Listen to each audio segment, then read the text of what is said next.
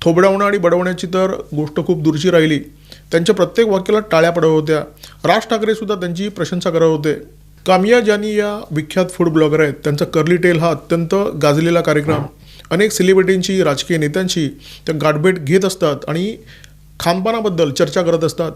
विधानसभा निवडणुकीच्या दरम्यान त्या राज ठाकरे यांच्या निवासस्थानी गेल्या. त्यांनी राज ठाकरे आणि त्यांचे चिरंजीव अमित ठाकरे या दोघांशी संवाद साधला आणि संवाद अर्थातच हिंदीमधून झाला.